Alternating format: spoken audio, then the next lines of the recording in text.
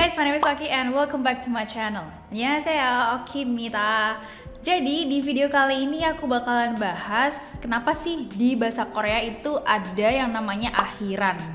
Nah, buat kalian yang baru banget belajar bahasa Korea, pasti kalian bingung akhiran-akhiran ini tuh buat apa sih gitu. Nah, di sini aku bakalan jelasin secara detail dan secara lengkap, jadi kalian stay tune ya. Oke, sebelum kita masuk ke akhiran, aku mau ngasih tahu kalau di bahasa Korea itu ada yang namanya kata dasar. Sesuai dengan namanya, kata dasar berarti ini sebagai dasar ya, dasar dari semuanya. Kata ini tuh bener-bener belum ada kayak imbuhan apapun. Nah, di sini aku bakalan kasih contoh kalau misal di bahasa Indonesia itu kayak apa. Di bahasa Indonesia kita ambil contoh masak ya. Masak ini kan belum ada imbuhan apapun. Nah, anggap aja itu sebagai kata dasar. Bahasa Korea itu kayak gitu, ada yang namanya kata dasar. Nah, masak ini bisa kita kasih imbuhan depan, belakang kayak gitu ya. Jadinya bisa dimasak, memasak, dimasakin, memasakkan, dan lain-lain ya. Jadi kalau misal kalian mikirin masak itu kan predikat ya. Nah, predikat ini kan bisa kalian ganti sebagai kalimat yang aktif atau pasif kayak gitu ya. Dan ini aku mau ngasih tahu kalau misal di bahasa Korea akhiran yang di akhir itu adalah predikat. Nah, itulah kenapa kata dasar ini tuh harus diubah juga kalau misal mau dipakai. Kata dasar di bahasa Korea itu dia gak bisa dipakai mentah-mentah. Beda kalau di bahasa Indonesia, contohnya masak itu kan kita bisa pakai ya, ibu masak sayur gitu.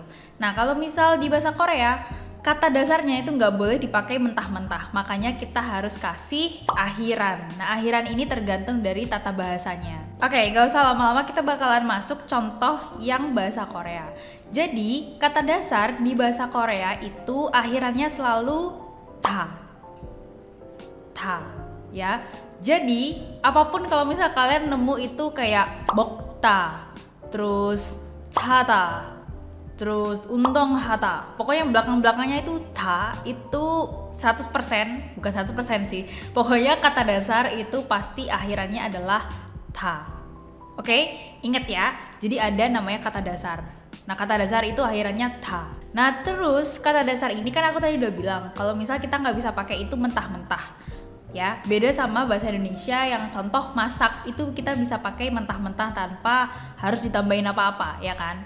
Nah, tapi kalau di bahasa Korea kata dasar itu harus diubah sesuai dengan tata bahasa yang kita inginkan. Nah, contoh di sini aku ada yuri hata. Yuri hata itu artinya kegiatan memasak ya. Nah, aku bakal kasih 4 contoh. Contohnya aja kalau misal ini tuh present tense, past tense, future tense, sama satunya lagi future tense yang kedua. Nah, buat kalian yang belum paham tentang present tense, past tense, future tense, dan future tense 2, kalian bisa cek playlist yang ada di sini. Aku jelasin lengkap banget, jadi kalian harus cek ya. Oke, contoh nih, kita mau ngomong saya memasak ya. Saya memasak itu kan merupakan present tense.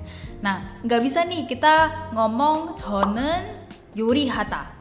Gak boleh ya, karena 요리하다 itu adalah kata dasar dan kata dasar ini harus kita ubah dulu. Pertama, ini kita mau ubah ke present tense. Kita mau ngomong kalau misal ini di masa kini kita itu lagi memasak. Jadinya 저는 요리해요. 저는 요리해요. Ya, makanya ini kata dasarnya diubah kan jadi ke bentuk present tense. Nah, terus yang kedua itu adalah yang past tense.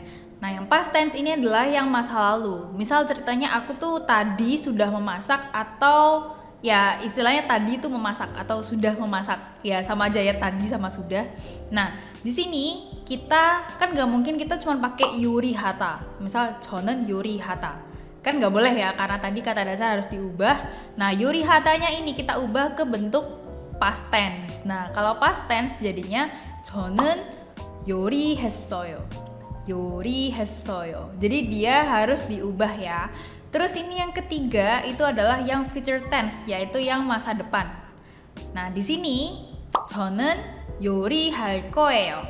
저는 요리할 거예요. Saya akan memasak. Jadi kegiatannya itu masih belum terjadi ya, masih ada di masa depan.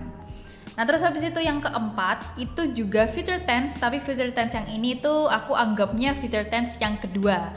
Nah future tense yang kedua ini tuh bedanya sama yang future tense yang pertama adalah kalian itu belum kepikiran untuk memasak sebelumnya, tapi terus tiba-tiba kalian berubah pikiran jadi pengen masak. Nah kayak gitu ya. Atau kalian menawarkan untuk masak.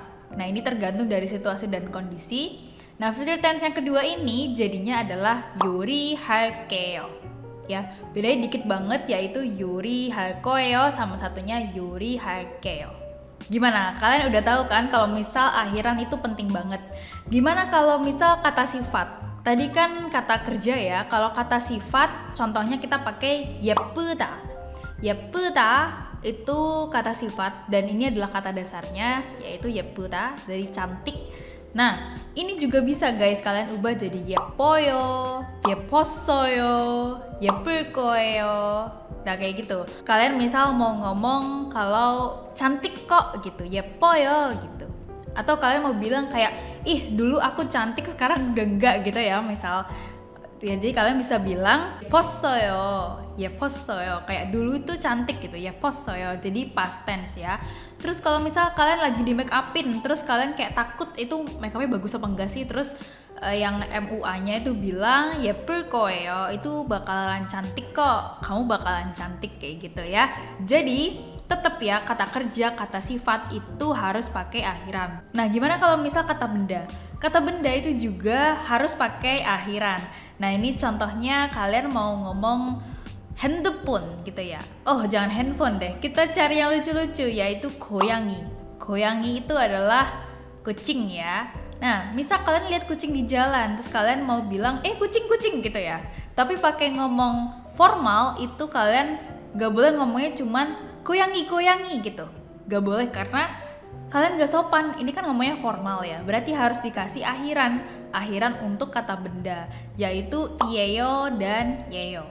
Nah, karena di sini 고양이 kita pakai yeyo. 고양이예요. 고양이예요 gitu kayak 고양이예요. Ambil menunjuk 고양이예요, 고양이예요. Ini untuk yang formal ya. Kalau misal mau ngomong yang honorific itu jadinya gimana? Kalau misal honorific itu pakainya yang 입니다. Ya, 입니다. Jadi 고양이입니다, 고양이입니다, 고양이입니다 gitu ya. Gak boleh ngomongnya cuma 고양이 gitu. Gak boleh karena itu nggak sopan. Nah, tadi kan aku udah ngomongin tentang yang formal dan honorific. Gimana kalau misal kita cuma mau ngomong informal, yaitu ke temen? Apakah kita nggak perlu pakai akhiran? Nah, contohnya yang 고양이 ini, kalian ngomong 고양이 itu gak apa-apa dan boleh banget karena ya namanya juga ngomong ke teman kan berarti gak boleh yang kayak sopan gitu kan namanya juga teman sendiri apalagi seumuran kayak gitu.